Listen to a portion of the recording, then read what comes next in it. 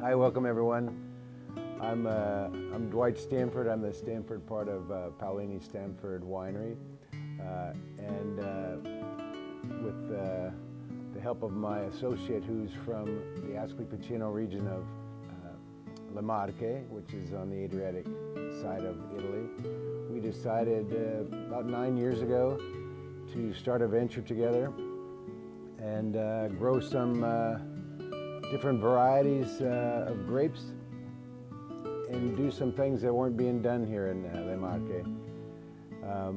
We planted our vineyard in 2008. Our first harvest was 2010. This structure where I'm seated was built just in time for the very first harvest in September of 2010.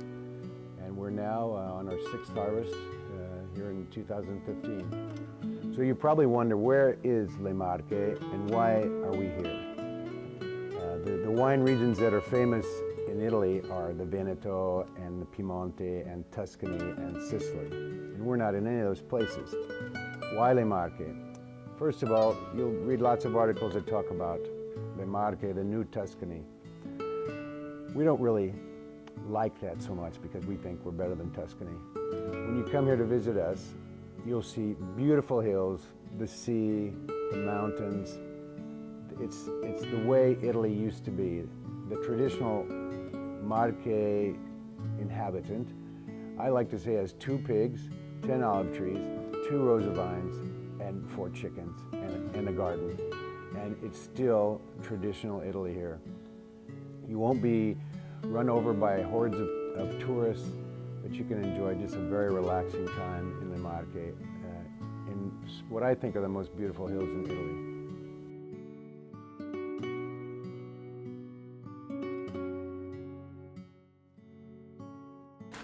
Okay, here we're harvesting the 2015 Cabernet Franc.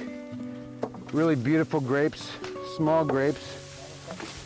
It was a great year because lots of sunshine, and really that prevented the mildew that we're sometimes susceptible to in a rainy year.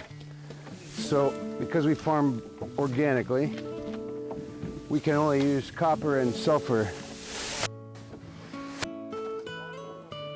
So, well, these might hold 22 or 3 kilos. So while they're not very much one at a time, we end up sometimes lifting these twice. So we're talking about lifting 13 tons of grapes in one day. 20 kilos at a time.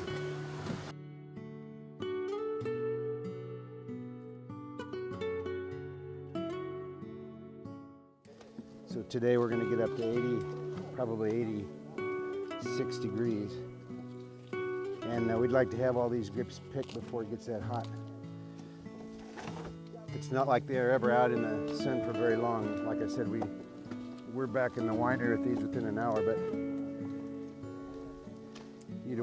what we want to do with this year's Cabernet Franc is what's called a cold soak. So we pass the crushed and destemmed grapes through a refrigerated tube and then into a refrigerated tank. And it'll be cold enough to suppress the fermentation for a few days. And with that, we're hoping to get some more elegant floral notes to the wine, and maybe sort of a different kind of color than usual. Cold soaks are one of those things that are not very scientific. A lot of wineries use them because it's always worked. And we're gonna try it this year ourselves.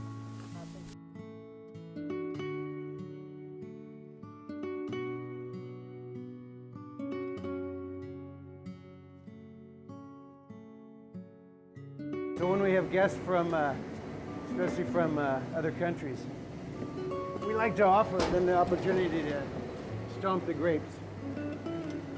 So we'll put 100 kilos aside and people can just start stomping. But for the rest of them, we put them through this machine, which takes the stems away and starts the initial crush of the grapes. Alex, tu puoi controllare se. Grazie.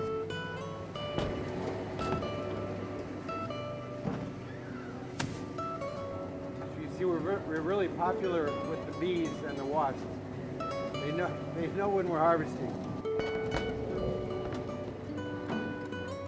Okay, this is what we call a pump over. It's an open pump over. Until the wine finishes its fermentation, once a day, we let it come out into this tank and then pump it back over the top of the skins. The aroma of alcohol and fermentation is pretty strong right here.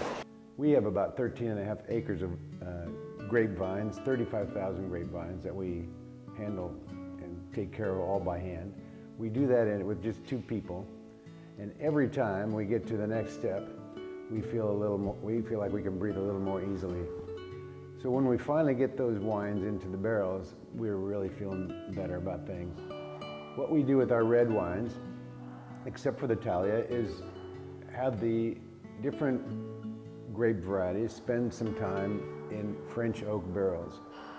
We started out with several different sizes, from 220 liters to 500 liters, but we've now picked a size that's right in the middle of those. It's 350 liters. These barrels are all made in the Burgundy region of France.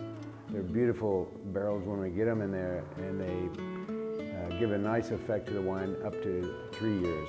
Every year we have some turnover, but we don't use all new oak every year because we want our wines not to be overly aggressively oaked. This is from a cooperage called Calvin. The people from the cooperage have actually come to visit us here in the winery and given us ideas about which types of toasting we should use for our different varieties. So we have 2 toastings. We have a medium toast and we have a prolonged light toast, and they add different characteristics to the different kinds of wines that we have. Up to this point, our Bordeaux varieties have spent 1 year in oak, our Syrah 2 years in French oak, and our Montepulciano spends 2 years in the larger oak barrels that are 2,500 liters that you see behind me. I told you how excited I was to get those wines in the barrels. It's more exciting yet to have the bottling truck come once a year in the spring and get the wines out of the barrels and into the bottles. Because then there's nothing else I can do. The wines are as safe as they can be. We normally leave our Bordeaux variety, single variety wines and our Bacco-Fino and our Syrah in bottle for at least a year or 2, sometimes 3 years before we release them, because it takes that long for the wines to soften enough for the market. This, for example, is Petit Verdot 2013 in these cages, and this probably won't be released until 2016 or 2017. It's a fascinating wine even now, but it'll just be that much better when we release it. Behind that, we have 2011 Bacco-Fino, which is just about ready to be labeled and sent to, hopefully, to Kansas City. The work that we do is difficult work. It's time-consuming. It's hot work. It's hard work. The thing that makes it all worthwhile, though, is sharing our wines with our friends and with you guys. Nothing would make me happier than to have you come visit us here in the Marche, and we have a bed and breakfast just 50 meters from the winery. If you come in September or early October, we'll put aside 100 or 200 kilos of grapes, and you can stomp grapes just like Lucy. You can see what it's like to watch fermentation. If you come in October, you can help us pick olives and watch the olives being processed into olive oil. It's a fascinating experience, and I tell you, you won't have a more relaxing vacation than you can have here in the Marche. I'd like to thank you very much for trying our wines. I hope to raise a glass with you someday myself as I come back to Kansas City to do various tastings and events. Vi do un ringraziamento dal cuore e un arrivederci dalle Marche. Grazie, brindisi.